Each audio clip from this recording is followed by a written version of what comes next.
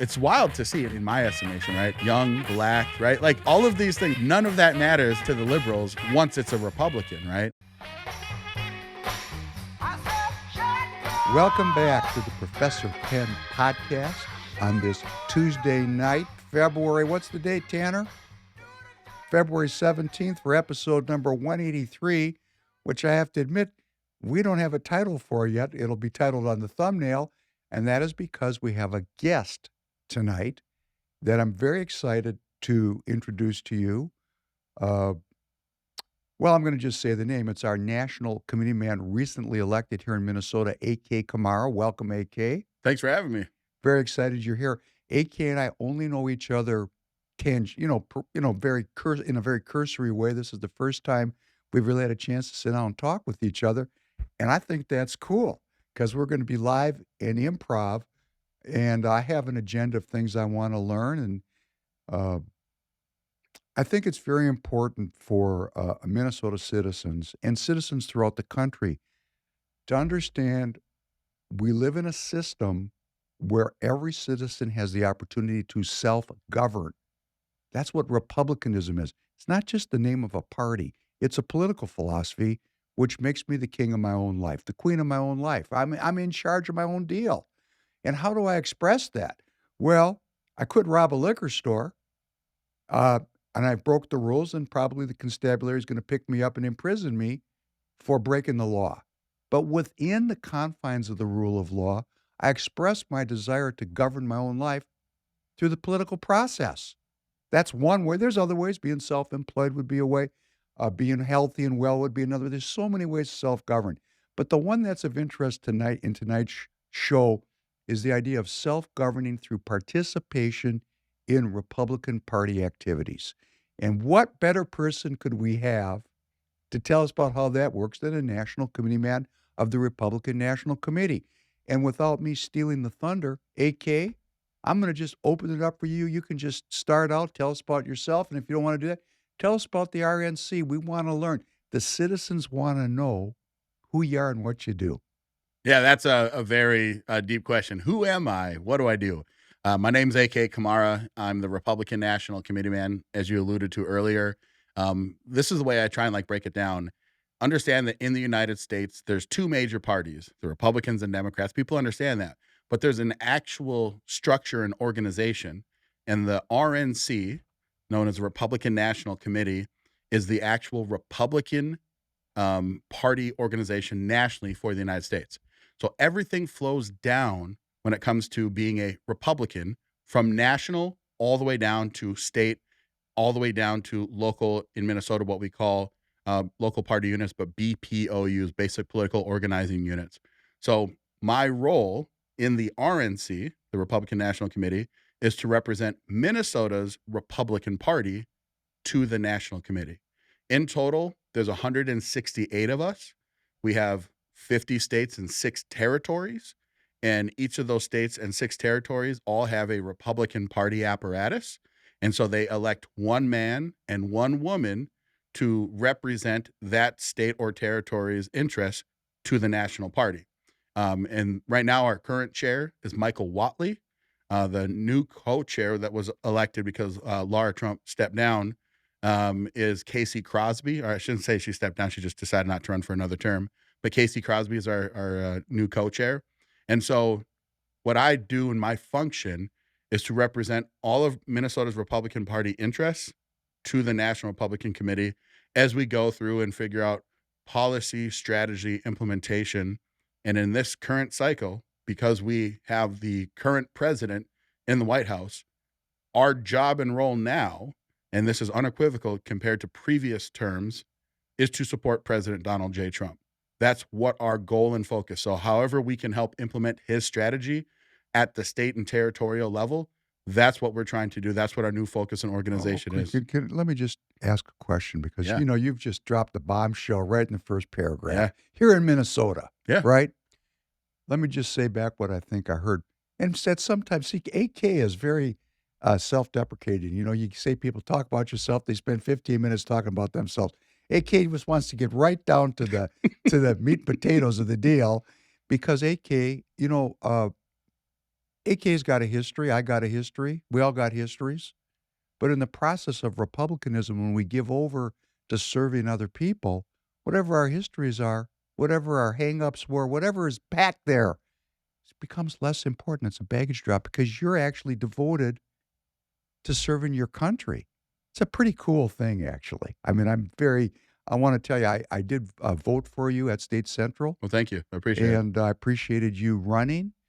And you said something that's really quite controversial here in Minnesota in some circles. What I heard you say was, and correct me if I'm wrong, because President Trump is a Republican Party and the current president, number 47, the number one, is it the number one goal of the national organization, the Republican National Committee, is to support President Trump. Did I understand that correctly? Correct. And I also said that is a change. So the Republican National Committee was founded in 1856, right? Just some background history. So it was started right when the Republican Party was formed within a couple of years. And so this entity has always operated to support Republicans all across the nation. Now, typically, right, you should have the head of your party being the president. If you don't have a president, I get it. There's no one unifying force. So in those interim years where there's not a Republican elected president, I understand that the RNC might to defer to other actions, right? There's not a specific leader. So that makes sense. But when you have a Republican sitting in the White House, traditionally the RNC should support that president and helping them implement their strategy across the country. Now, in President Donald Trump's first term, that ended up not being the case. And it created so much tension that there was kind of a plan hatched after 2020 to try and get rid of people that were not supportive of whoever wins this primary process should be in. So as President Trump was getting closer and closer to 100% securing that nomination, there also was a movement to say, let's make sure that people in the RNC are supportive of President Trump. And if you're not, we're going to do everything in our power to try and remove people like that. How do you remove them?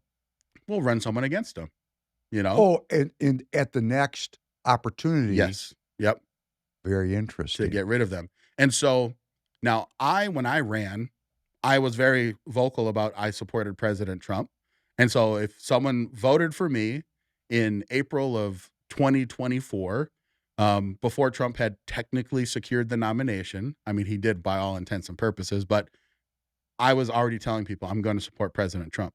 And so ultimately, like I said, what's different now than it was before is even to the point of we changed our party platform for folks that paid attention at our national convention, right? So every 4 years, you hold a national convention to endorse a candidate running for president. And then at that convention, you also do some business of the delegates there. And one of those business items is to update or change the party's platform.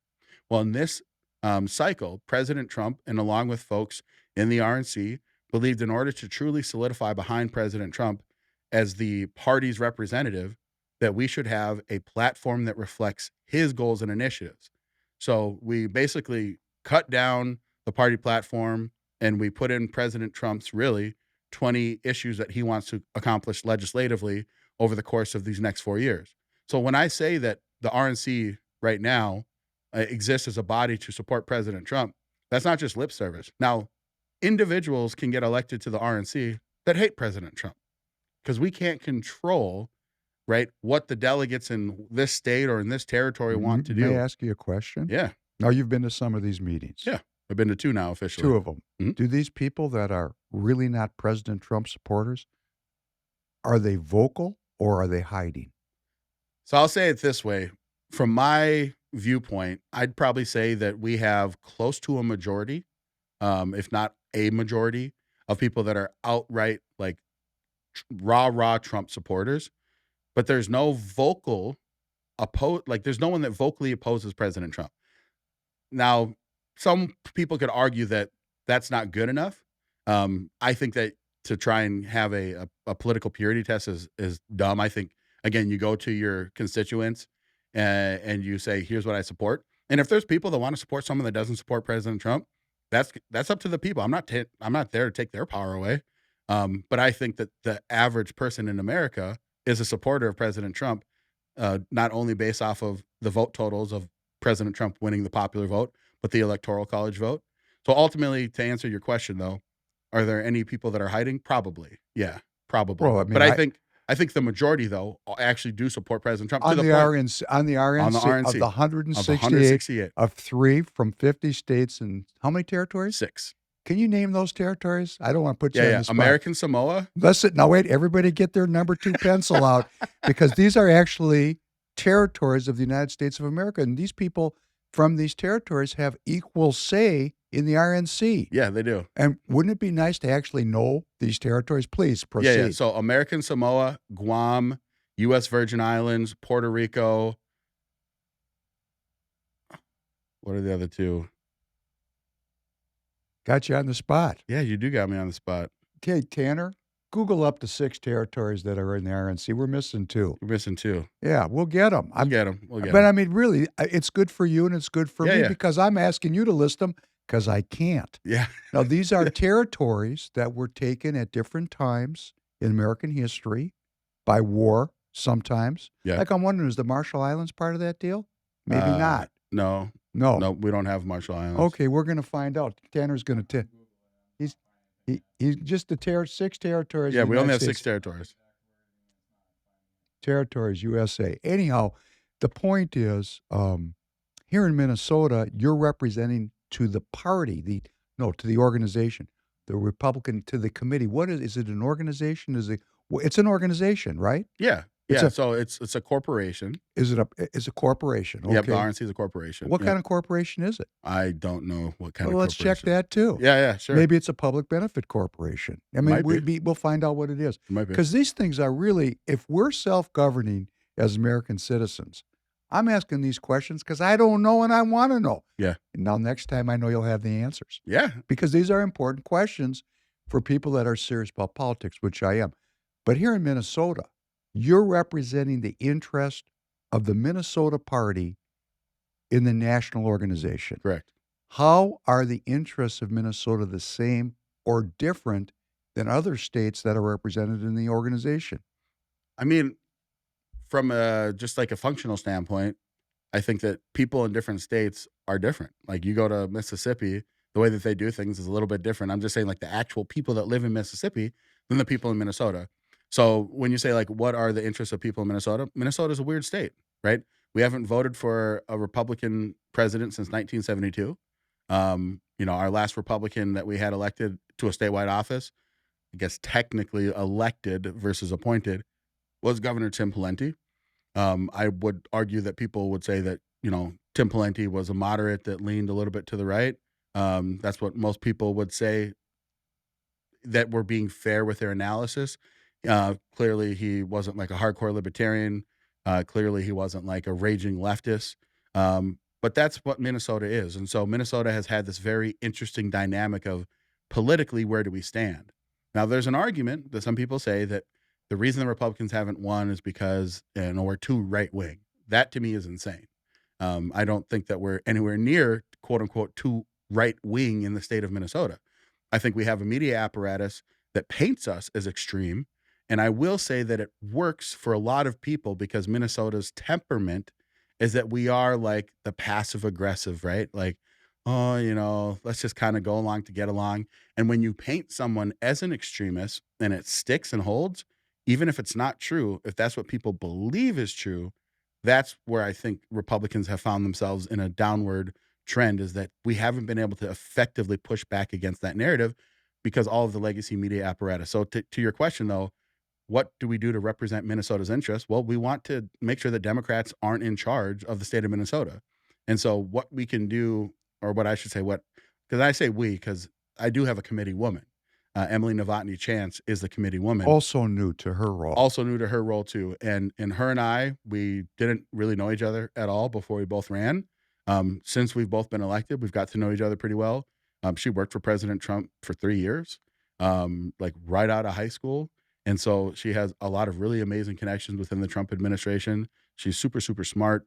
But she also has this belief that we need to help Republicans win in the state. So that's really my focus. How do we get Republicans to win up and down the ballot in Minnesota? Is that your Yeah. is your then let me did you find those territories? Yeah, I found 5. Go ahead. So American Samoa, Guam, U.S. Virgin Islands, Puerto Rico, and what else? I'm gonna figure it out. Yeah, Mariana Islands. Okay, that's okay, I knew it 5. was them. And maybe DC. DC. Must be DC. Yeah. Must be DC. Yeah. Gotta be DC. It's got to be DC. So I'm pushing for us to understand geography Yeah. and the wide-ranging deployment of the United States throughout the world. Some of these territories are not very close by, Yeah. right? The ones in the Pacific Islands, they're the ones that are furthest away, right? So American Samoa, that's out in the cut, man. You know, that's down by like Tonga, not even by, but it's closer down that. It's an that area. outpost. Yeah, it's out there, man. It's an outpost. And Guam is out down that way as well. Right. And then like U.S. Virgin Islands, though, that's in the like Caribbean area. Puerto Rico. Puerto Rico is also in the Caribbean. And then the one that we just said was DC. No, before that. What was Mariana Islands is also out there. Yeah, it's out Pacific. there. Yep. We're a Pacific nation. I guess we are. We are. So I want to go back to having clarified where these 168 members are coming from. And I would think that these members, when they come in from these outposts, Yeah. their power to vote is equal to yours, It is. correct? Yep. Now, every Minnesota citizen, this is really an important issue. We have people from territories that govern the activities of the Republican National Committee, and you do have votes. Yep. Can you give me an example of a vote, something that's come up so far, or have you not had a vote yet? No, so we kind of do things in 2 layers. So first layer is we have regional representation. So we're in the Midwest region here in Minnesota, and within the Midwest region, we have a vice chair, male, one female. I don't know why this is a question someone was asking me before. Like, when did they start doing like one woman, one man? It's been a while that they've actually had that roll in. It's been quite a while. I don't know what the impetus was of why it has to be, but even in our committees, what our rules say is that you have to have one committee man and one committee woman. So if the chair is a committee man or is a man, then there has to be a female co-chair and vice versa. So when Ronna McDaniel was the chair, then the co-chair had to be a man. Ultimately, though, within the Midwest region, we had to get together and vote during our last meeting to have a vice chair and have a treasurer and things like that. So we actually have like a Midwest kind of like smaller coalition. So vote on that, for instance. That was a vote that we took. And then we had, technically, we were going to come out with, for lack of a better term, a bunch of resolutions. Okay. And so, for instance, there was a resolution to, make sure to get rid of, men playing in women's sports, right? Things like that. But then before we actually brought that action, we had a conversation that said, how about we wait until President Trump, basically lays out his executive priorities, and then we should come together for our next meeting and then have resolutions that affirm President Trump's goals. And we all agreed, again, as a body, to vote that way. Again, this goes back to that main point that I made before, that right now we exist to help support President Trump in implementing his policies all across the country in our different states and territories, to the point that we decided to not pass resolutions until we could basically get some guidance from the Trump White House of what do they want to have happen. I think this is important that people understand this. Our country is in a unique time period. Maybe in previous times and administrations, you don't have to have the same kind of like move as one type of mentality. But our country, I believe, is still on the brink of absolute failure. And I think that President Trump and his cabinet is doing everything in their power to try and, I guess you could say, restore the institutions that have made this country great, and to be able to get the people to believe in the system. The moment that the people truly stop believing in your system, your entire society is doomed to fail and collapse. And that's what I believe we were at the precipice of. And President Trump's win does that. And so that's why to me it is imperative that as a party we move together to support President Trump, because if these things don't happen, I truly fundamentally believe that our country was like at the brink of societal collapse, civil war, whatever you want to call it. And so some of the votes that we've taken have been, let's hold off until President Trump has some more priorities for us. But we had to vote for chair, we had to vote for co-chair, treasurer, secretary. So we made those votes Are as well. those secret votes, or is it raise your hand in the room? So technically, raise your hand in the room is how we did it. But the way that I've seen it work so far, right, is that everyone kind of knows, and that's how it's worked during this current cycle. Now, in the past, when there was that tension, right, go back to basically the last race, you had Harmeet Dillon, who was the committee woman from California, who challenged Ronna McDaniel. And basically, President Trump at the end, I think he saw the writing on the wall. He doesn't like to pick losers. He ended up backing Ronna McDaniel. But there truly was an effort by a lot of grassroots folks to support Harmeet. Now, that was a secret ballot. So who knows? But we know that Harmeet she wasn't even close to winning. So that sucks. I think Harmeet would have made an amazing chair. I think Michael Watley right now is a great chair. But my point is that at some point, yeah, it was a secret ballot. I think it should be public. I actually don't support legislators or party officials being able to vote in private. I think everyone should know where you stand, because then they can hold your Because feet you to the fire. represent the people that are in the Correct. party. Correct. I couldn't agree with your sentiment more. And I do want to say for the viewers and the listeners, I'm a strong believer that every citizen should be involved in politics. Every single citizen. And of course, we get brainwashed, vote is your civic duty. No, that's not the civic duty. Yeah. That's just scratching the surface of the civic duty. So what ends up happening when I spent the majority of my adult life not being involved in the Minnesota Republican Party, I was involved in politics nationally. I mean, it's not like I haven't been involved. But, and I've told this story to my audience many times, when that 2020 election happened, I freaked out. I said, man, politics is local. I got to get involved. Now, there's many reasons why I felt that way. But I got involved. Right away, I got involved. And I ran into the Republican Party here in Minnesota like a whirlwind. And it's not that I support or don't support President Trump. Of course, I voted for President Trump.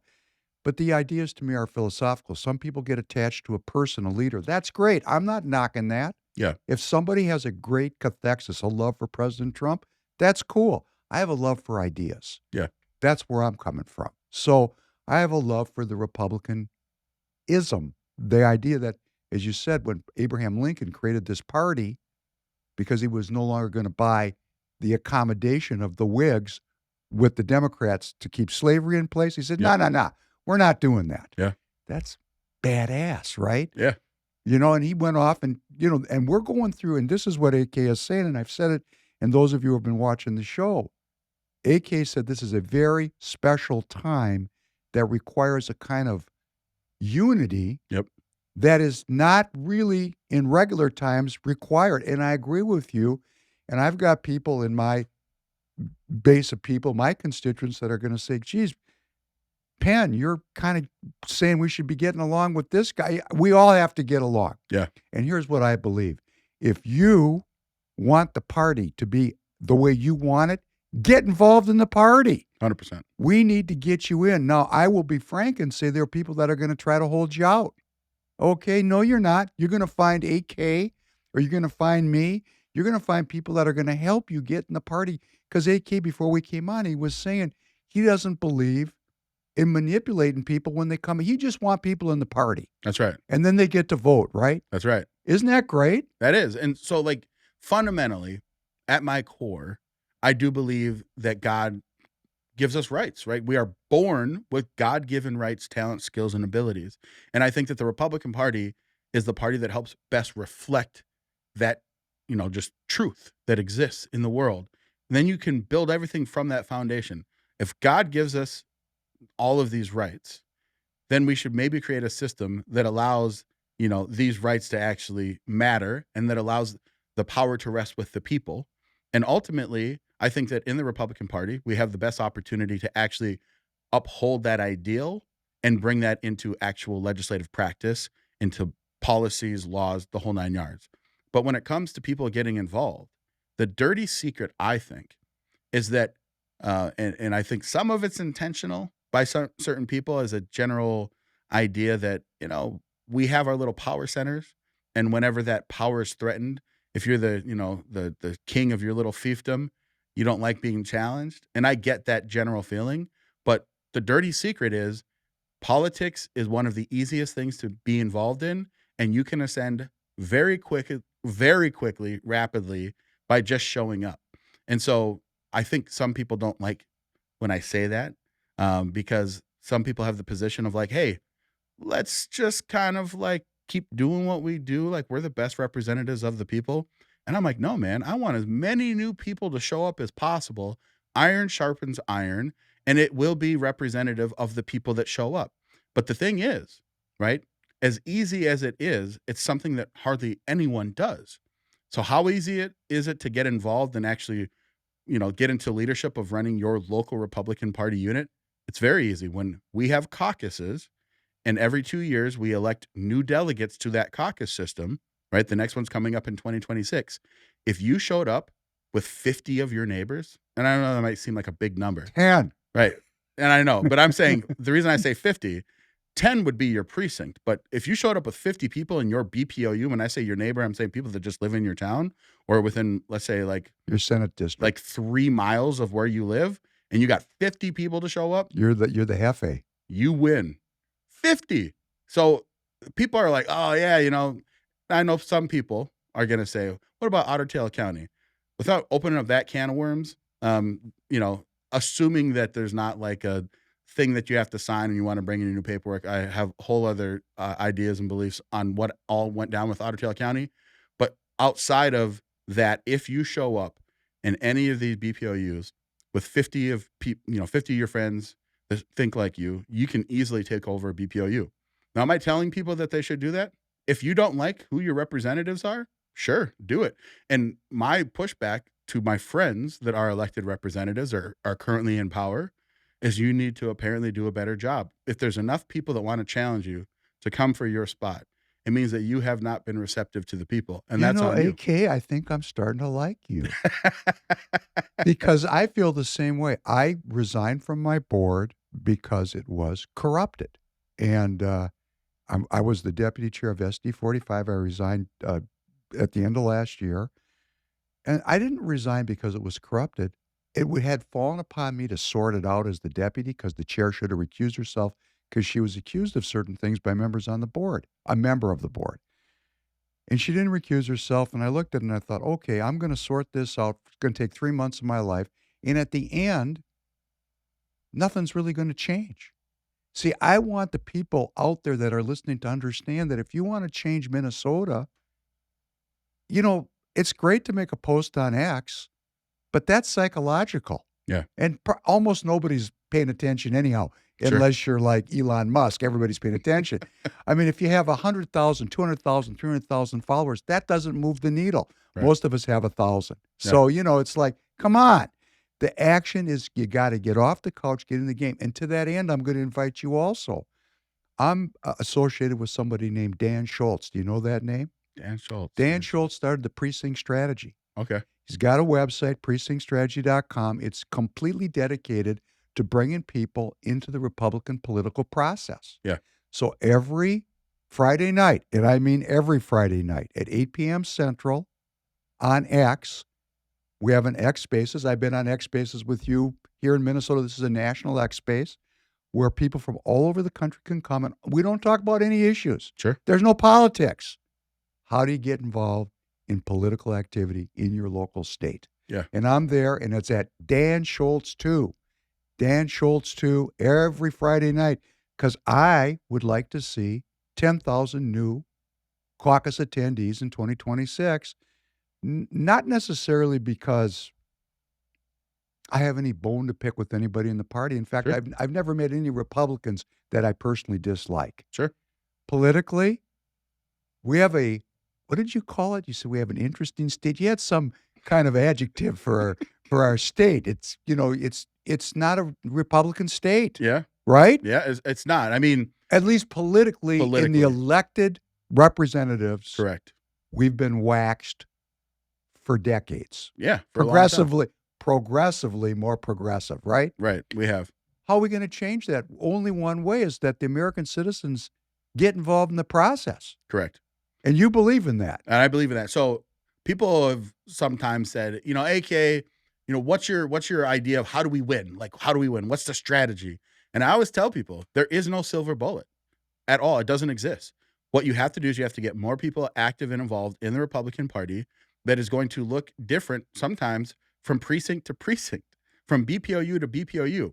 The Republicans in Senate District 59 are going to look probably a lot different than the Republicans in Morrison County, or they're going to look a lot different than Republicans that are in Senate District 53, right? But it's going to be reflective of the people that live in that area that want to be active and involved. So I always tell people, what the strategy, there's no silver bullet, is you just got to get more people active and involved in the Republican Party, man. And if you can do that, then you're going to have a party that is going to be reflective of the general population, and then you will have greater opportunities to actually win. So people will often, again, say to me, because, I'm biracial. My dad is from West Africa. He was born in Freetown, Sierra Leone. And my mom is from Candu, North Dakota. She's Scottish, Irish, Pennsylvania, Dutch, and English. And it's like, why don't you go in the Black community? And I say it all the time. I'm from Devil's Lake, North Dakota. Okay. I never grew up in Minneapolis. I lived there one time for like 2 months when I was homeless, when I was 18 years old. I was like staying in my car and I was crashing at my buddy's aunt's place or whatever over in Northeast Minneapolis, but I'm not from there. So if I go into Northeast Minneapolis or South Minneapolis, I go anywhere in Minneapolis, A, I'm from North Dakota, so I have kind of a North Dakota accent. B, I didn't grow up there, so I'm not reflective of their people. And C, I can't just be like, I look like this, so therefore people are going to support or vote for me. That's not how it works.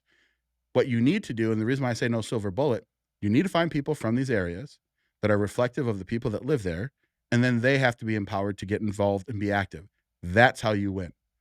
And it's not an Are you easy saying prospect. that? Are you saying that the urban center is critical to the future prospects of the Republican Party in Minnesota? It is, and more importantly, it's not the way that we've tried to do it, which is, again, you said me or Walter Hudson into Minneapolis.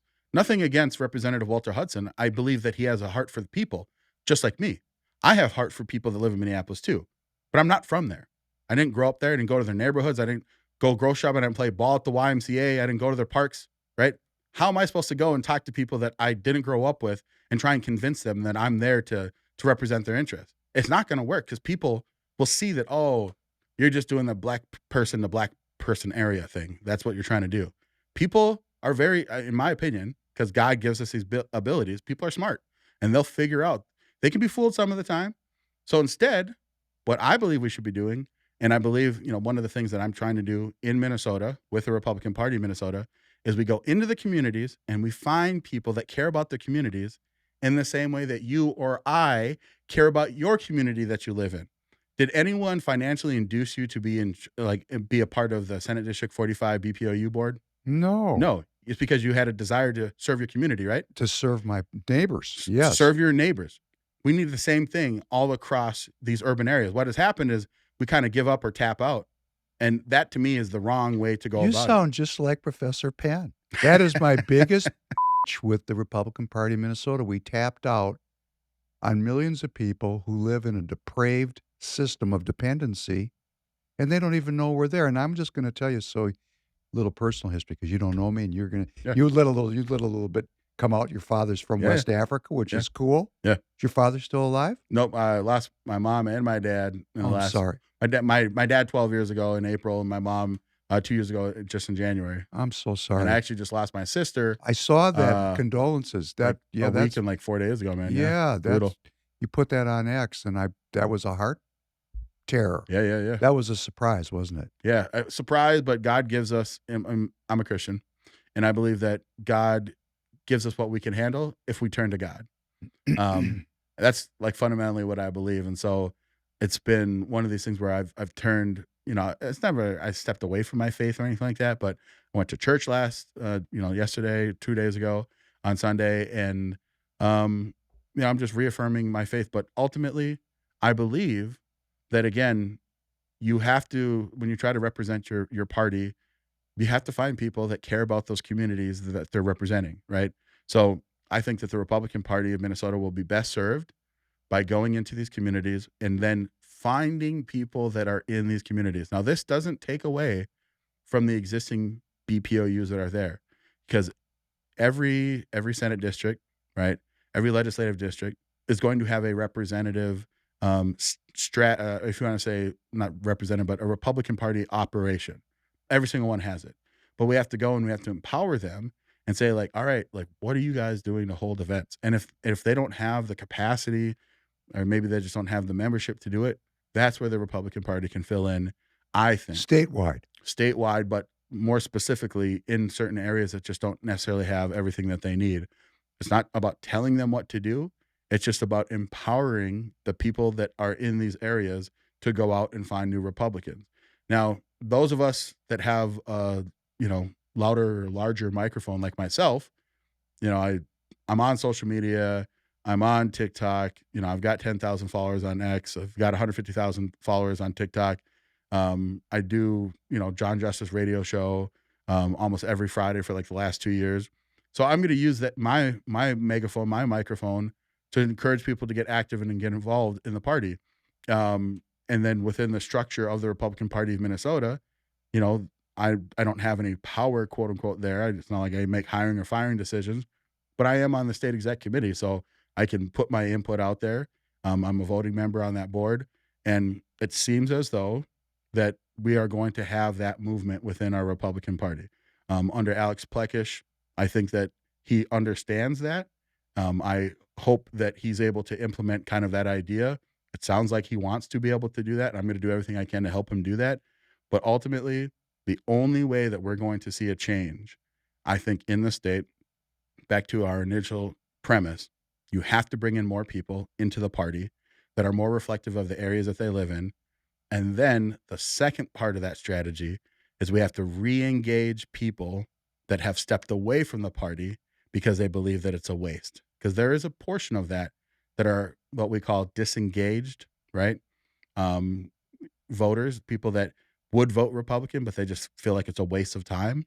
President Trump was very successful at doing that across this country, which is one of the reasons that he was able to win. The second reason is what we've already been talking about, is that he was able to get people involved in the party that were never involved in the party in the first place, right?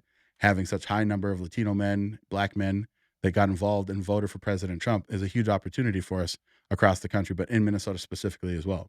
I just want to say, I grew up in the center of the urban environment, and people say to me all the time, because Royce is a controversial figure, Royce White, and he works here at Free People Radio. We're coming to you from the studios of Free People Radio. As Royce says, it's the belly of the beast here in Minneapolis, Minnesota. I like to add communism in the upper Midwest. That's where we live. Yeah. Royce is my friend. I like Royce very much. Politically, we're two different people. Why do I support Royce? Particularly for the older white people who constantly tell me he shouldn't swear. My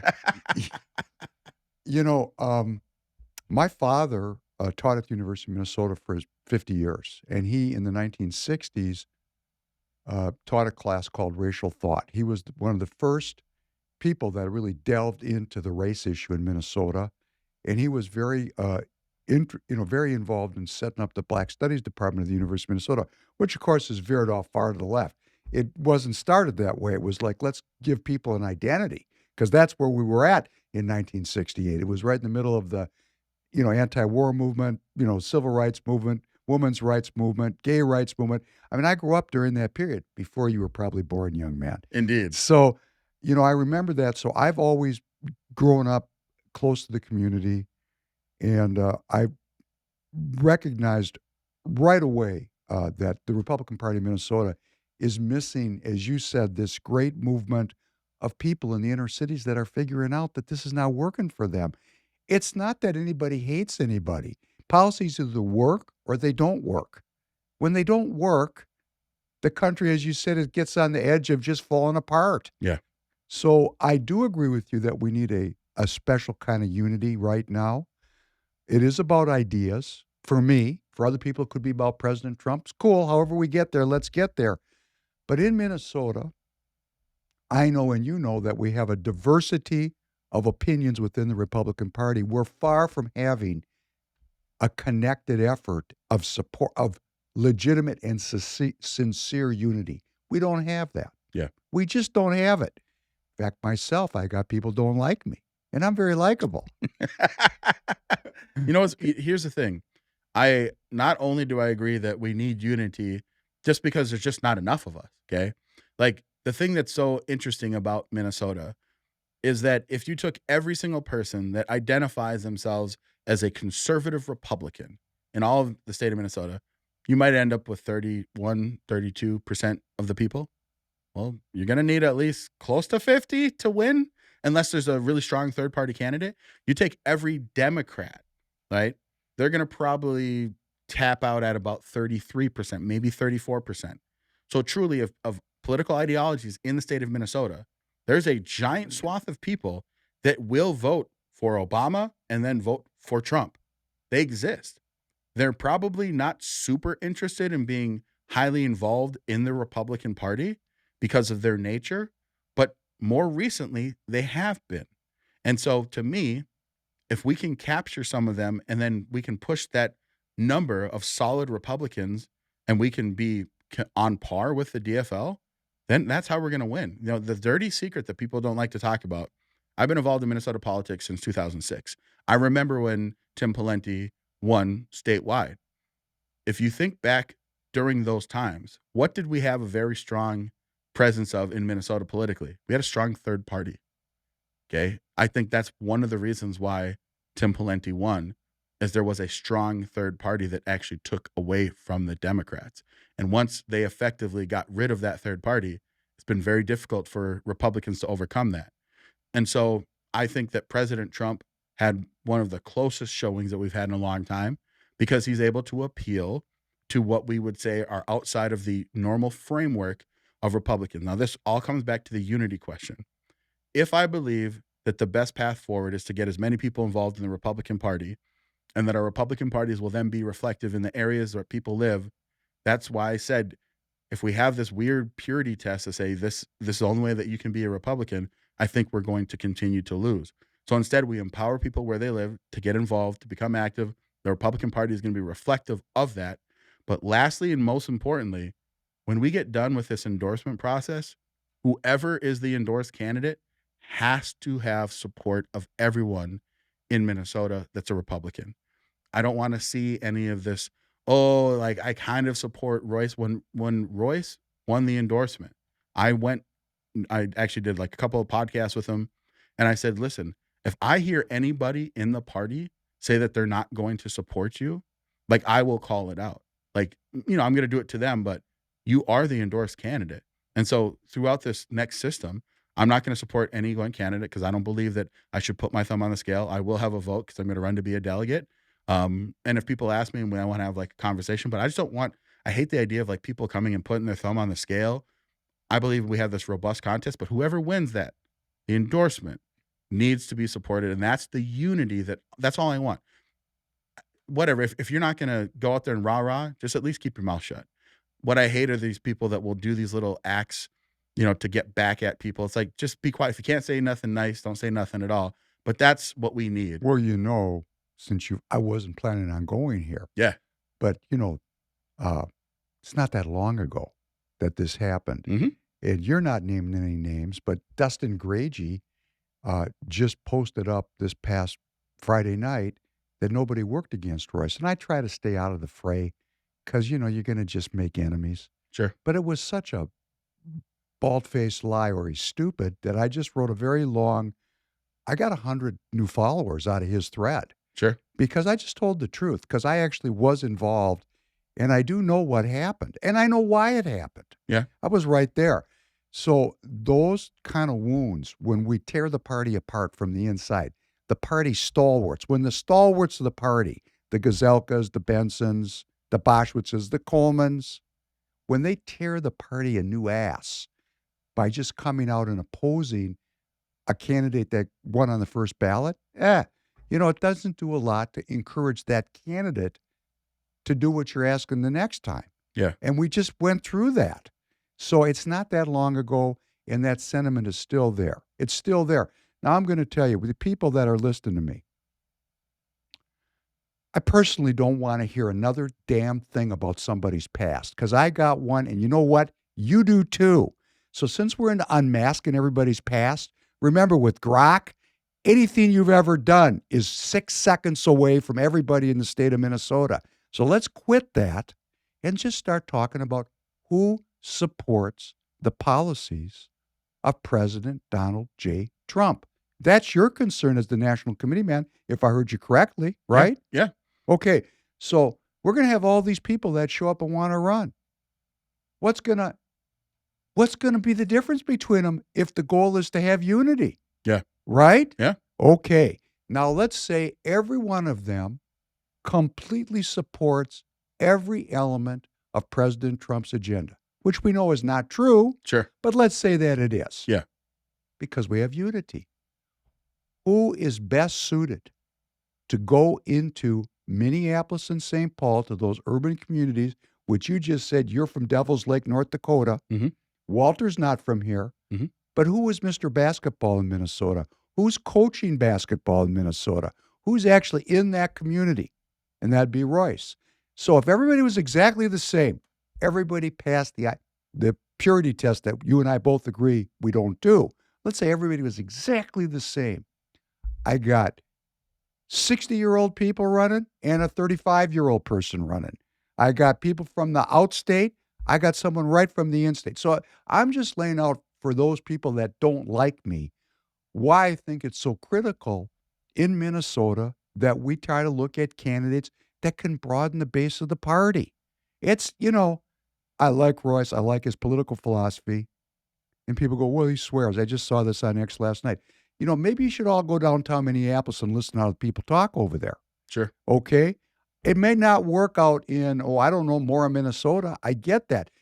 But if you're in Mora, Minnesota and you're Republican, please vote Republican with that unity that you're alluding to. We got to get into the city. Yeah. Yeah. We got to get to that city. And you and I are agreeing about that, Yeah. right? And so the other thing is, too, when it comes to having an open race like we're going to have, there's going to be a lot of competition on the Republican side.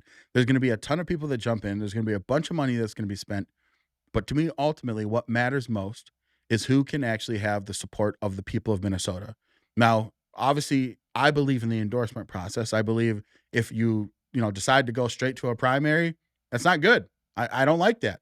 I think as a Republican, especially as the RNC Committeeman, we need to respect our endorsement structure. And so, to me, that's where it all starts. At the end of that process, though, at the very end, once you get to a primary, then for sure, we all need to be on the same page of taking out whoever the Democrats are running. And so when you ask that question, people are going to ask me like, oh, so who do you support? And my whole thing is, again, I don't want to put my thumb on the scale. And I think there's going to be a lot of really, really good candidates. I think that personally, I liked what Royce was able to bring to the table when he ran this last cycle. I think that there's a bunch of things that I could be critical of, but I'm not here to try and say, here's what I, think the past should be or whatever it might be. We can always have conversations. One of the things that I like to always tell people is that if you want to be able to win the hearts and minds of people, you have to go directly to the hearts and minds of people. Like, how do you get in front of them? The other thing in Minnesota is that we don't have a true, and I hope that this is what this turns into, a true counter narrative to our legacy media. And so it's almost impossible for a Republican to actually get a fair shake in the minds of most Minnesotans. And when I say most Minnesotans, when I gave you that diagram of, or that vision of a third, the people that are not hardcore Republicans aren't just, listening to average everyday podcasts. They're still consuming their media from more mainstream kind of places. But that is changing. People are starting to listen to podcasts. People are starting to, find independent media sources. So I think that was really the biggest thing that hurt Royce. It wasn't necessarily his policy positions. It's just every legacy media apparatus, even the ones that would sometimes try and be favorable and fair were just brutal to him. And they created this narrative, which it's wild to see in my estimation, right? Young, black, right? Like all of these things, like the first ever black, like none of that matters to the liberals once it's a Republican, right? But ultimately, I think that this podcast and others that are trying to be in the space can be a true counter narrative to what the legacy media does. But that to me was the biggest reason why Royce lost.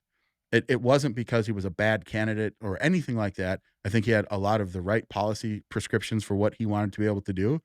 It's because the media painted him in the worst possible light. Yes, there was Republicans that definitely didn't help push back against that. But until, in my estimation, we can actually find a good counter, and I hope it might be a platform like this, it's going to be very difficult because of that reason. The if you want to say what's going to make most Republicans afraid is that we won't be able to push back against that narrative. And if we can't, then that means that we have to capitulate and we have to find someone that has a squeaky clean background and has all these different things. And that's going to be with Grok, that's not going to be findable. right. But I'm saying, but that's what I think that's going to be the strategy. So I actually don't think that it's like there's people that personally hate Royce or don't like him in politics. I think there's people that just think that he can't win because of, again, this narrative that is pushed by the legacy media in the Twin Cities. I would like to remove that, right? Because I do think that you should pick the candidates that best represent the will of the people, which is evidenced by them winning the will of the people, right? That to me is what matters. And then we should be able to support them. And so it's a long roundabout way of saying I do try and take people at their best when I interact with them in the Republican Party. I haven't come across people that are like, oh, Royce, he's just a bad dude. Like, I'm sure they exist, but that's not what I've come across. It's that, oh, I don't think that Royce could win because of X, Y, and Z reasons. And then we lay down and we take that as a good enough reason.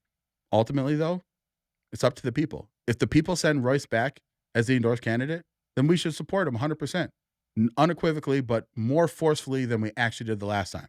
We can't be afraid. And I went and I spoke at events on behalf of Royce. I did that. I, again, went on podcasts, talked about Royce, because he was our endorsed candidate. Did I agree with everything he ever said or the way that he said things? No, but that's not up to me. I'm here to represent the will of the people. And so hopefully we get that from more leaders that are a little bit more forceful about it. Does Royce have the best chance of winning? I mean, he has the greatest name ID, right? He's already been out there before. Could someone else come and take him out from an endorsement process? Yeah, it's possible too. So we'll see. I mean, I wish everyone the best of luck ultimately, man. I think if we want to be able to beat the Democrats, though, we have to be able to find unity once we get that endorsement process. But it's going to be bloody, man. But I'm here for it because I like. Well, no, but I blood do sport. want to say, let this cycle to the prey of Sam Sunders, the Republican people, like Michael Broadcorp, who was the former deputy chair of the party, Sure. trashed Royce, but then came out for Harris Waltz. You know, Michael, go work for the Democrats. Just stay out of Republican Party. You know, anybody that's following Michael Broadcorp, you know, he has a voice and he's an American citizen. He has every right to say whatever he wants to say. But we as Republicans, how do we take a man seriously that came out for Harris Waltz? He's the opposite of what you're saying. He doesn't support President Trump on record. Right. I'm not making it up. Right. And if you're, as an RNC committeeman, saying that the goal of the RNC is to support the new administration's policies, Yep. why are we paying attention to this guy? Why are elected representatives of the Republican Party appearing on his podcast, which is going on? Sure. I mean, Sure. look, I'm not going to use any violent imagery because I don't want to contribute to the Democrat setting up the system for a summer of violence. Yeah. This is about ideas. And this unity that we're seeking is changing. And this is why we have conflict in the Republican Party.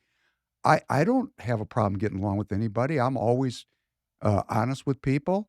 I don't ever pull my sword out of my scabbard first. You know, I'm not going to sit here and let people attack me, unrighteously, take like one line out of a podcast and say, this is me. Sure. You know, gotcha. No, you know, one night, Michael Broadcorp and I stayed up. He kept putting up a one-liner, and I kept putting up, you want to see? Here's an hour and a half. We went back and forth, I don't know, 400 or 500 times till he gave up. I just let them know I can stay up later than you, buddy. Yeah. So that's politics. Politics, like you say, can be, I don't like to use the word bloody. It can be intense. Sure. It's a battle of the human will. Yeah. That's what we're doing. But this thing that happened in the last cycle where it got personal, where personal failings or shortcomings perceived by some were used to discredit a man's politics, that's not going to work anymore. Sure. It's just not where we're at as a country. We've accepted now all kinds of people coming into the political process and the administration that violate all of the previous norms. And here's why. We're $37 trillion in debt. The world's at war everywhere. And we just had 15 million or 20 million or 10 million or 6 million. I don't know how many. Nobody knows. Come into the country. And all the people that participated in that all had beautiful family portraits. They wore the white lapel, the U.S. flag lapel pin in their suits. They don't swear when they talk. And they destroyed my country. This goes back to 2000 and Bush. And the people that say shit happens. Thank you, Tanner. I don't agree with that. I don't think a $37 trillion debt is an accident. Sure. I think it's intentional. So when we have a certain political class that has developed a certain set of political outcomes, and then a new group of people like me come rolling in and saying, wait a second, my personal past is none of your business. I'm here for one reason. I believe in God and I believe in my Constitution, and I want to see my country defended because of those unalienable rights granted by a creator that you alluded to earlier in the podcast. And that got me off the couch and into the game, and it sounds like it got you off the couch and into the game in 2006, and it's why Royce is doing it, and let's hope it's why all the candidates are doing it, and let their ideas be because if we're all supporting this administration, there really shouldn't be that many policy differences, but there will be. Sure. Particularly here in Minnesota. Yeah. Right? Yeah. No, so ultimately, I'm going to go and touch back on like someone like Broadcore. So I've known Broadcore because I've been involved in the Republican Party in Minnesota since 2006. I've known Broadcore because back in 2009, I was elected to be the college Republican state chair. And at that time, the Minnesota Republican Party actually paid the college Republican state chair as a party staffer. And so I was actually in the office when Broadcore was the deputy chair and Sutton was the chair. So I got to know Broadcore. He used to run a blog called MDE, Minnesota Democrats Exposed. It was like one of the best blogs that existed. He literally, his entire thing was that he wrote articles exposing Democrats in Minnesota. So to see how he's come so, like, it's weird. It's like this mutant form of who Broadcore is. Now, I haven't talked to him personally. Okay? I haven't had a conversation with him for years, probably 10 years. Maybe he truly feels this way. I don't know. You know, I would assume that maybe he just had like an epiphany, a world change, or it's possible. It's entertainment. It's entertainment. Paid political right? consultant. And ultimately, he's found his lane that he wants to stick in, and I have no animosity for him. Now, I disagree when he goes after Republicans. I think I said it publicly, and I'll say it again. If you voted for Kamala Harris and Tim Walz, you are not a Republican. There's no world that exists in the United States that you can still call yourself a Republican. Now, if you've said, I'm no longer a Republican anymore, and this is who I voted for, great. But that was the most radical duo of Democrats that could ever run. There was not a single policy issue that you should side with Tim Walz and Kamala Harris on, like at all. Like it almost, there might be some like little small things here and there, but by and large, they wanted to radically and fundamentally change this nation, and everything that Republicans stand for, right? We stand in opposition to that. So the idea that you could go and vote for them and then say, I'm still a Republican. No, you're not. And I actually think that you lost the right to call yourself a Republican. And if you call yourself a Republican, I'm going to say, no, you're not. However, if you go on, like if Broadcore invited me on his podcast, I go on it. Want to know why? Because I will go on and have conversations with anyone on any platform because I'm trying to win hearts and minds. And so are there people that listen to Broadcore that are Republicans that maybe either didn't vote or voted for Trump, but still like what Broadcore says? Sure. Do we need to be able to have conversations with him? Yeah, I think we should. I would go on a far Marxist leftist podcast as well. I'll go on any platform and have conversation with any people. So I don't hold that against people. If someone wants to go on Broadcore's podcast, great. Ultimately, I care about what it is that you're saying. And Broadcore, it annoys me that he goes after Republicans all the time, especially knowing that what he used to represent in the state of Minnesota. It's weird to me, but he's not a Republican, man. So let's stop calling him a Republican. Like, let's truly try and have that conversation. Okay, so I've listened to what you said, and people that know me know that I'm very reasonable. Yeah. And I'm going to retract what I said because where I was coming from is that there's certain Republican elected officials by going there are legitimizing, in my mind, Broadcorp's political presentation, which is, I don't support President Trump. Yeah. Okay, so I didn't like that. Yeah. And I'm not sure because I don't know where those people are coming from because I'm going to tell you I'm a very consistent and detailed consumer of political news in Minnesota. So for all the elected officials out there, you're being watched now by people that are capable of paying attention. It hasn't been this way previously. You're talking about this new media. Yeah. I would like also this Free People Radio to become a center of Republican Party politics where all can come and all can be respected. Don't lie to me. Right. That's my rule. Yeah. Don't lie to me. So if you're going on Michael Broadcorp's podcast because you're secretly pandering to the anti-Trump crowd in your district, if I get that wind, if I get that feeling, I'm not going to be very happy about that because I got a national committee man sitting here telling me that the mission of the national party and our state party is to support the administration's policies. Yeah. Do I understand correctly? Yep. So let me just be very candid and very clear. As the Republican National Committee man, my goal and my job is to support the Republican Party's delegates to the national party. But I have my own personal beliefs, and the RNC is now operating under the premise that we are doing everything to support the administration. So I'm coming back to the people of Minnesota and saying, this is what we're doing. Now, if the people of Minnesota don't like that, when I'm up for election, run against me and unseat me, whatever you want to do. The Republican Party of Minnesota, however, is a separate entity unto itself. Are they here to support President Trump? They better be, because if they're not, I will call it out. But they also have other things that they have to do within the state of Minnesota. So again, as long as we are not in opposition, then we're good. Is it their power? Does the Republican Party leadership, could they come out tomorrow and say, I hate Donald Trump and I'm going to oppose him? They could, but I would do everything in my power up to trying to remove them from their position if they did, because that's what I will do. You're just on the edge of the rabbit hole here. AK.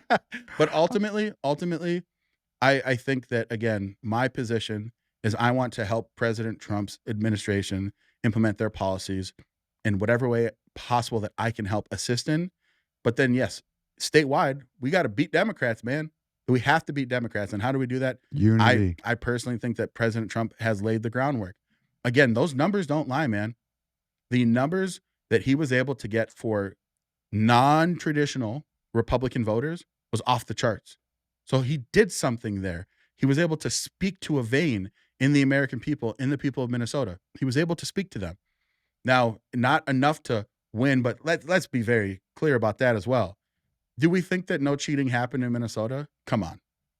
I mean, Minnesota has some of the laxest laws when it comes to elections. And so that's the other thing too, is that I've advocated for Pam Bondi to take a look here in Minnesota. I had a conversation with her, like a 30-minute conversation, back when she visited Minnesota, and we were doing, the RNC was doing an election integrity tour.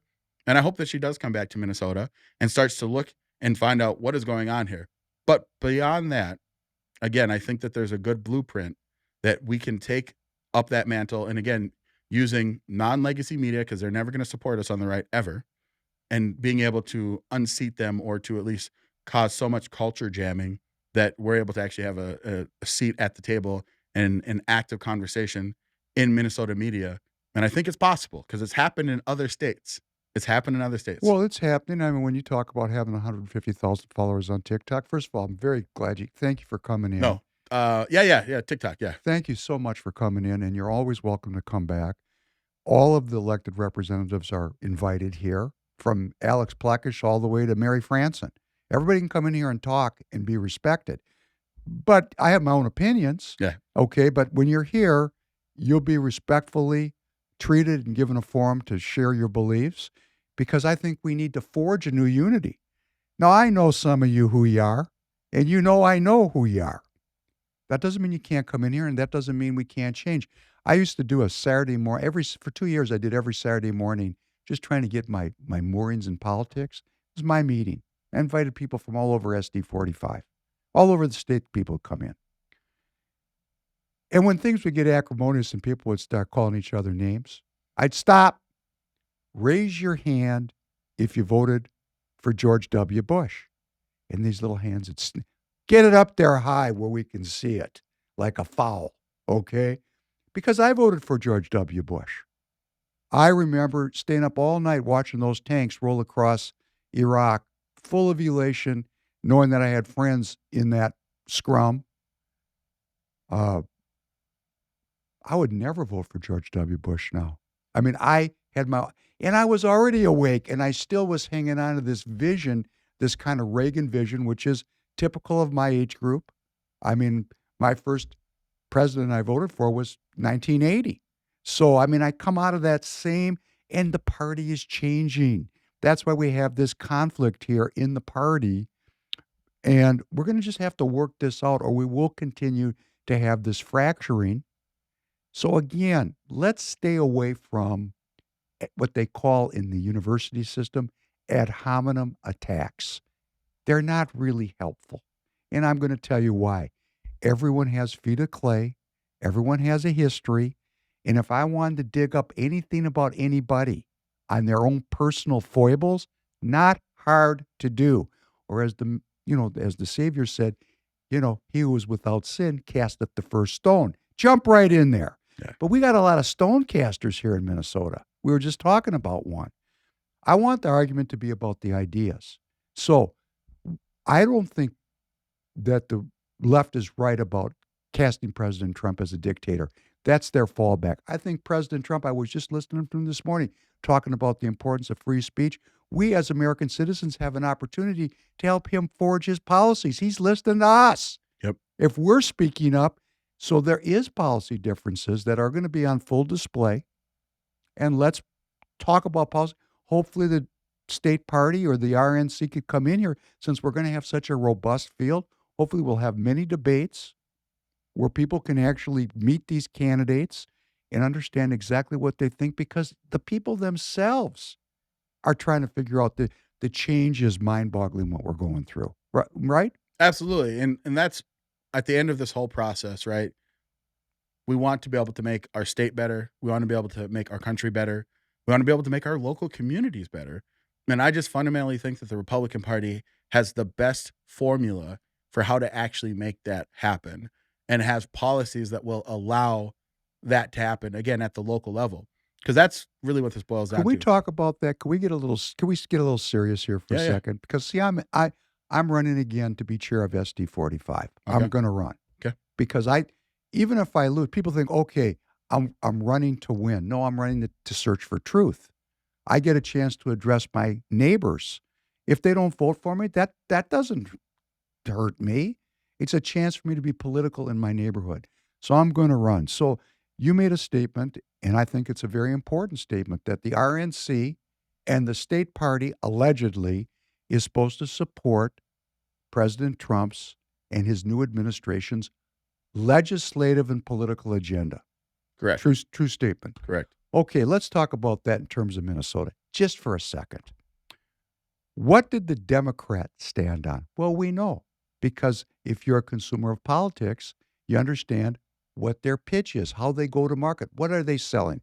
They sold, number one, that colonialism created vast inequalities and created perpetual discrimination, and that we're racist by design, and that the only way to address that is through a series of legislative priorities, which, as Kamala Harris would always say, leads to equitable outcomes. Equitable outcomes, which is communism. Right? Yeah. Agreed with me? 100%. Okay, number two, that the most perfected and highest form of governance is democracy. And President Truman in 1946 had the Truman Doctrine. Wherever there's democracy in a fight, the United States is going to be right there. And we've been fighting all over the world for democracy, right? Right. Even if the Democrat we're backing is actually a dictator like El-Sisi in Egypt, just for an easy example.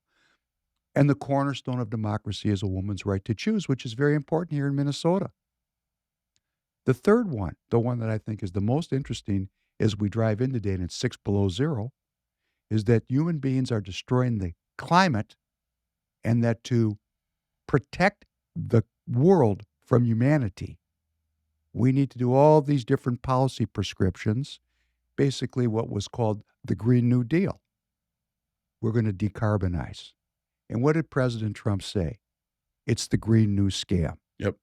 Okay, now we're getting down to where it's real interesting in Minnesota, because Minnesota has a energy company here, Xcel Energy, which was the first energy company in the country to agree to decarbonize. I think it's 2040. Yeah. Some 2040 is the furthest goalpost, but 2030, Tim Walz has tried to speed that up. And they want to have, they have all these benchmarks that they want to try and meet from now until 2040 that will lead to people dying in Minnesota in large numbers. It's just not possible. How did that happen, AK? You've been watching this since 2006. What happened? And I've had other Republican elected officials tell me, I'm not going to mention their names because it was off camera, that if the moratorium on nuclear was lifted today, the power from nuclear could not be delivered fast enough to prevent blackouts down the road. Yeah. That we've decarbonized, and that the Democrat leaders have a faith that technology will catch up.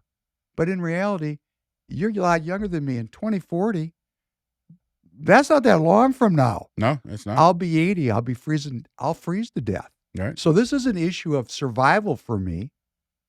How do we what happened from 2006 to 2024 that have created this energy issue? Where is the Minnesota Party on this issue? Where are the people in the purple districts? Are we really in support? Where are we on this issue? Because to me, it seems like a pretty important issue. Yeah. So I think the best way to describe the genesis is that Democrats in this country have wholly aligned themselves with Marxist ideology, even if they won't call it that. And the truth of the matter is that Marxist ideology doesn't believe in innovation and technology. It's actually antithetical to their actual core beliefs. They believe that we should go back to an easier time in which people lived shorter lives and that we had less of an impact. But that's because it's about controlling people. Less people, easier control. And so I think that's really baked into the system. Now they're going to use. Whoa, slow down. Yeah. Are you saying? I just want to make sure Yeah. I'm not making up a story. Yeah. Are you saying that the Democrat platform includes the concept of depopulation? They are anti-human. I would argue that at its core, the Democrat Party, I don't know when the complete change happened, but they have become the anti-human party, right? Anti-human flourishing in general. And ultimately, they put this veneer, like they'll never say that because they know it would be wildly unpopular. But what they do is they'll say things like, we just want to be better stewards of the earth. And I think an average Minnesotan would say, yeah, I mean, I don't want to destroy our environment and destroy our lakes. But then when you scratch a little bit deeper and say, well, then what are you willing to sacrifice? And you ask someone, would you sacrifice, like, let's pause all current technology. Would you sacrifice that to quote unquote save the earth? And that's the real conversation, because that's what Democrat policies want to do. Can I just refine that from my perspective just a little? Yeah. They want me to live as a feudal serf without technology. Right. They, of course, want the very best technology, life extension. Yeah. They want to have a good ribeye steak and fly around on their Learjet to their parties. Yeah. While I live in a 15-minute city in a coffin apartment, and everything that I say and do is under their management and control for my good, of course. Right. But if you were to ask them that, right, would you stop to save the planet? It's a false premise, by the way. But if you ask that to average people, they say no. But that's literally what the Democrat policy is. So when you say, how did we get here? Well, if they look, they can hide it under the veneer. We want to save the planet, so we're going to set out these benchmarks into the future. And by the time we get close to them, we'll have the technology that meets or exceeds. Truth of the matter is that under our current understanding of energy, renewables outside of nuclear and natural gas can't meet. So solar and wind just can't meet the demand. It doesn't exist. So you're just going to have less people, which if you look around the entire globe, all these reports are coming out saying that we now have an unsustainable birth rate, that we are at that point where our replacement rate for having children is unsustainable. I mean, Korea's game over, man. Japan, game over, man. You're saying the demographics, Yeah, the populations are collapsing because they're this has been collapsing. so successful as Yes. an ideology. Yes. So many young people have bought into it. And not even just young people. Policy was built to actually further that depopulation goal. Like, understand that that's really what's at the crux of this. It's psychological, but it's policy based as well. Oh, AK, this is very bold of you to be saying as an RNC committee member. I think this is great because, it wasn't that long ago when I would say something like this, people would get up and walk out of the room. Mm. And now you're sitting at the table, at the big boys table with 168 people that are steering the whole party. And you have this belief that Democrats are anti-human. They are. Oh, that's fantastic. And you know what? How did we get anti-human here in Minnesota between 2010 and 2020 when Xcel Energy bought into this Green New Deal, which President Trump, who we're supposed to be following, Yep. calls it a Green New scam. Right. So we've got the bid and the ask is pretty wide here. We're in a state that has committed itself, and I don't want to just blame it on the Democrat. Sure. Because we got a bipartisanship Yeah. here. Republicans were signed off on some of these things in the sake of, again, appeasing the, to not come out as your anti-environment. Minnesota, we got 10,000 lakes and we got these beautiful parks, and all that's true. But we bought into that premise. It's not true, though. Like, our Earth is not being threatened by humans. That is not the problem. Okay? Anthropogenic, global warming, whatever you want to call it, having too much CO2, it's a scam.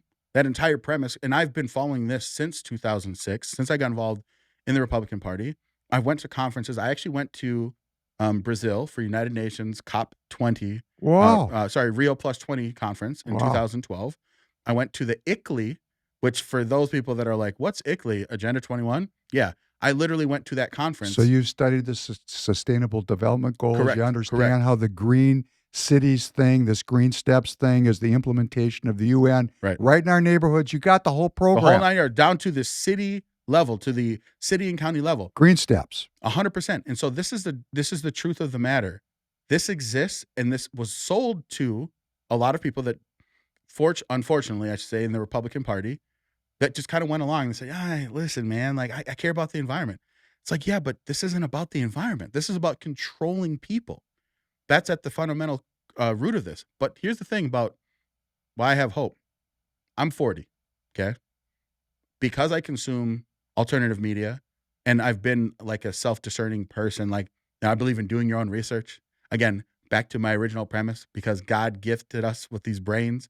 That's why all of this is possible in the first place. And I don't think that the average people are stupid. I've always hated that notion in politics of like, oh, people are, average person's stupid. It's like, no, they're not, man. People are trying to take care of their lives, and they're more concerned about what's happening in their immediate vicinity. So it's not about them being dumb. They comprehend the things. It's about, do they have their attention focused on these things? And so it's up to us to try and get people to turn their heads and open their eyes and see what's going on. So in Minnesota, though, that has changed in the Republican Party. There are more Republicans now that are saying, yeah, this climate change garbage nonsense, it's a scam. It's meant to control people. It's meant to depopulate the earth. Because at the crux of it all, the reason why Marxists believe what they believe, those that are actually, there's dyed-in-the-wool people, it's because they want to control people. That's what it comes down to. And how do you control people? Through centralized government. That's at the root of all these environmental things. Food and energy. Correct. Henry Kissinger said that. Yeah. I drove from the CD1 convention to the CD6 convention in the last cycle. It was on the same day. And I drove through, not only are we bought into a energy strategy, which fundamentally might not work. I mean, It's not I gonna work. don't want to make any I mean, I'm not a scientist, It's not but gonna I work. mean, there's definitely evidence that I've read that it will not work, right? Yeah. But my God, when I was driving from CD1, I went through miles and miles and miles of solar panels and windmills that on former farmland. So not only are we buying into an energy strategy that's questionable, and I'm saying it because I don't want to make a definitive statement because I'm not sure, but I'll tell you what I am sure of. We sure gave up a lot of food production for this, and I will tell you what I am sure of. Let's say there is climate change. I'm just going to posit it because I really don't know. I'm not a scientist. I would rather die from a tornado than a tyrant. That's just me. I would rather die by tornado. Yeah. And we've got this energy policy that has been implemented through Xcel Energy, which was done in cooperation with state government. Xcel Energy from 2011 to 2020 had $1 billion of profit. $1 billion. It took in $1.5 billion at the high end, somewhere between $600 million and $1.5 billion. I can't figure it out, of government subsidies. It existed. It is a government. It's a public utility. So it is the arm of our party's energy policy and it's a public utility because it's a monopoly. Right. Okay. When are we and we got all these DOGE efforts now. We're seeing all this corruption. Now, we don't have any receipts yet, or I don't. I want to see indictments. Pam Bondi, if you have to indict 10,000 people for robbing me, but I want to see the evidence. Right. I don't want anybody convicted on false evidence. Right. I want juries of peers to review how did these things happen in my state? Who was behind this? Who benefited from it? Because, when something happens that's against the natural way, when you get something that will not work that involves billions and billions of dollars, there were some people on the payroll here. Yeah. Who were they? How did they benefit? What happened? Because I, as a 65-year-old person who's going to be 80 in 2040, man, I'll freeze to death. You won't. You'll only be 55. But us 80-year-olds, and isn't that exactly what you're saying about reducing the population? Oh, sorry. We lost some folks here. We had a blackout. It's six below. We had a blackout. We're really sorry. 400 people died. But I guess they don't have to collect any more Social Security. Yeah. And I think, again, I don't know what the percentage of people, I think it's probably relatively low of people in the Democrat Party that actually do support the actual anti-human aspects of it, but they've sold it. So it's just like understanding that if you sign off on this, I don't believe that the average Democrat voter thinks like, yeah, I want to have less people on the earth. I don't think that at all. Even the Republicans that support these terrible policies, I don't think that's the reason. There is a percentage that do, but we still have to be able to understand that that's what the actual outcome will lead to. So we understand that these policies are not actually sustainable to being able to produce human life that is going to flourish.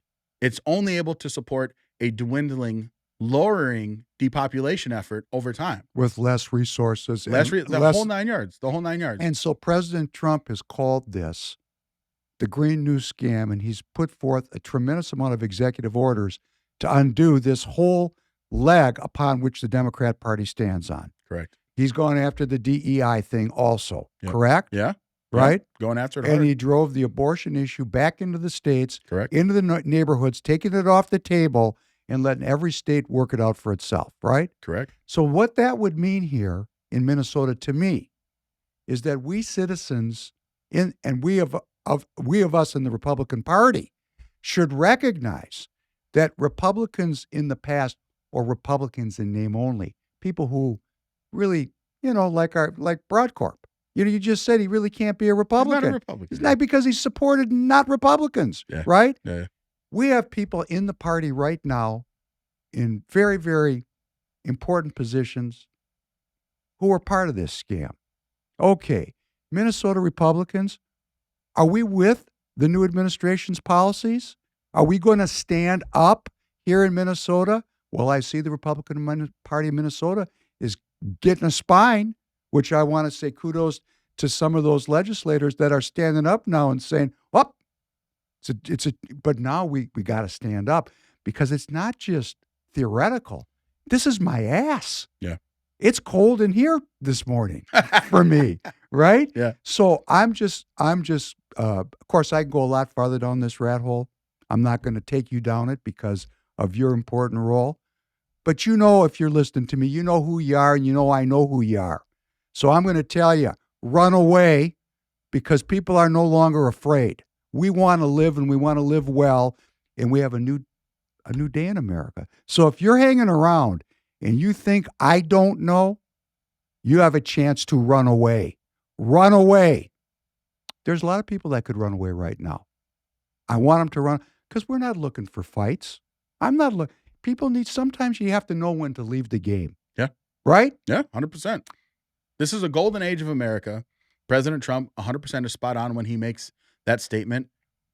But it's not a guarantee, right? It's a golden age.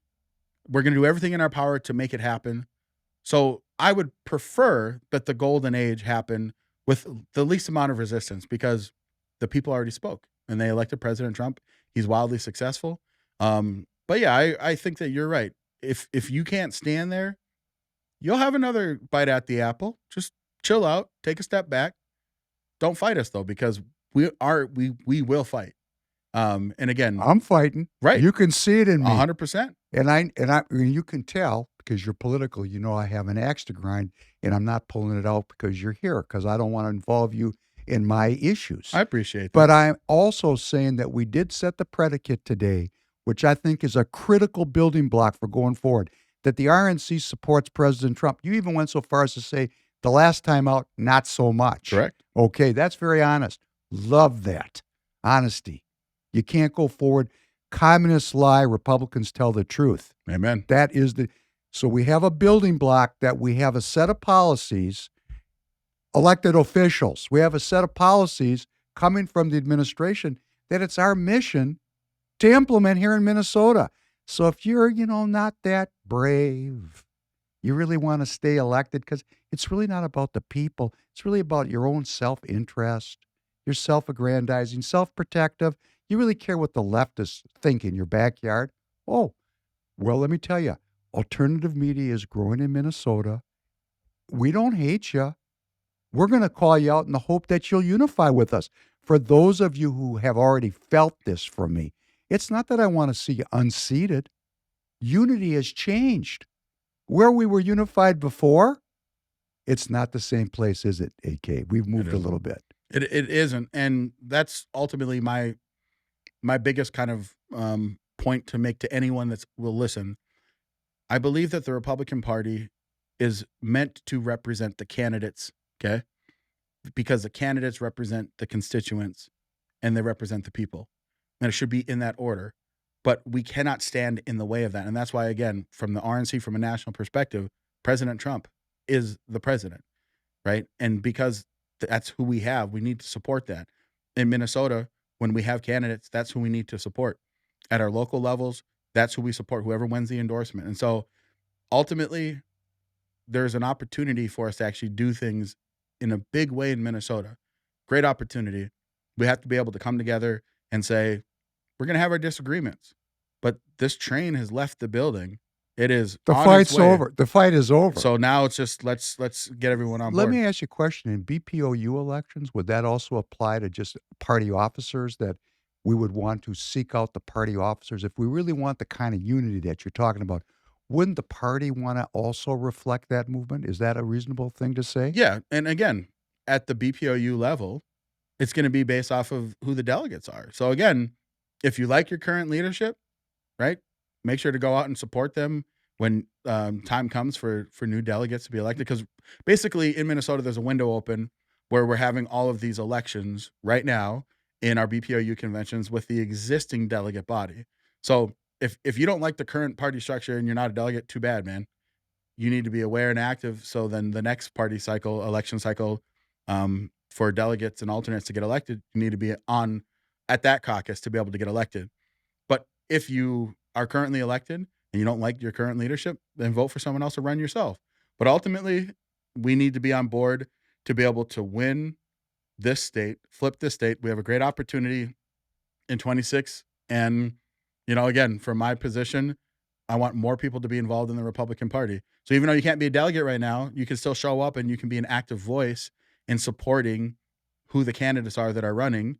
And even though you might not get a vote, again, I think that still matters, showing up and being active in your party. If you're interested in getting active from any place in the country, but particularly from Minnesota, you can find me at support@tireget.com, TIREGET.com. It's my only plug today. We usually sell a little bit harder, but with a guest, we want to support Free People Radio, and we ask people to, next time they buy tires, buy them from TireGet. But you can also find me there, and I'll respond. I put over 300 people into the party, and I want to put in 3,000 or 8,000, whatever number I can get to, because I agree with AK. We need the citizens to be involved in self-governance. Now, as we're wrapping up, I don't want to give away any secrets. We were scheduled for Thursday, and we had to move it up. Can we talk about why that is, or what came up for you this week? Yeah, man. I feel beyond blessed and honored. I was sent an invite by the White House to attend for National Black History Month celebration at the White House.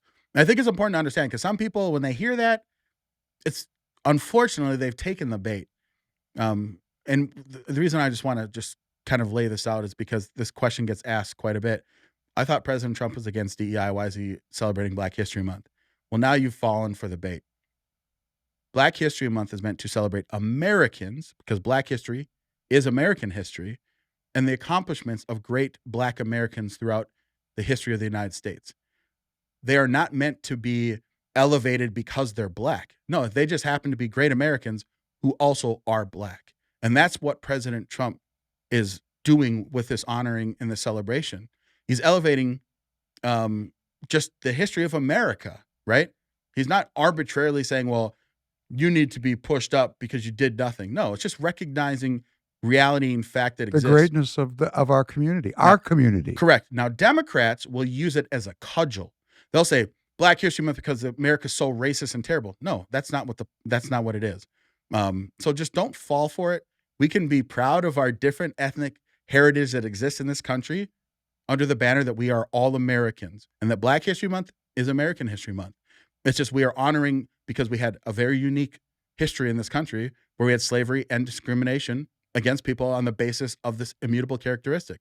Now, we haven't had that for a long time, so you shouldn't feel bad about it. If you're an American alive today, unless you are a legislator that voted for discrimination on the basis of race, you shouldn't feel bad at all. So I got that honor. I got that invitation by President Trump. You're going to be in the room. You're going to be there with President Trump. I'm going to be there, man. It's going to be amazing. I feel blessed. So many people have helped support me. There's an organization in Minnesota called the Frederick Douglass Initiative that is actually helping me get out there for my hotel and things like that, because it's expensive last-minute flights because it was a last-minute invite. But yeah, man, it's going to be a blast representing Minnesota, being able to, again, have that closer connection with President Trump, let him know that I'm here, I'm supporting your agenda, your administration in Minnesota. So yeah, man, I feel honored and blessed by it. I'm honored that you are able to represent our state and be in that room with that president, and you're going to come back even more informed to do your work. It's been a great hour and a half. I really appreciate you coming in. You're welcome to come back anytime. You're welcome to bring anybody here. When I'm on my solo podcast, I want everybody to hear this, because now, of course, people are going to listen to me that they don't know me, or people that don't like me. Hey, when I'm on my solo podcast, that's entertainment. When you're doing your podcast, you got to be entertaining. You're building an audience. When we're doing this work, first of all, Friday nights, 8 p.m. Central Time at Dan Schultz 2 on X, get involved in the party. If we're going to self-govern, that is a requirement, number one. Number two, I would like every elected representative to know they can come here, be respected the way I've respected you, and that we can have good conversations, because we do need to build an alternative mechanism for getting the word out to people. And I really want to thank you for coming. It was great to spend some time with you. I want to also note that the AK had no need to talk about himself, very minimal needs, because he's not living in the past. He's here serving his community today. And for that, God bless you and Godspeed to you, and good work and good future for you. And it's been a very pleasant. Hey, thank you, man. I appreciate it. Thank you, brother. Yeah, thank you very much. Come back anytime. All right, everyone. Thank you very much for joining. We'll be back Thursday night, God willing. I want to thank everybody. Please be well.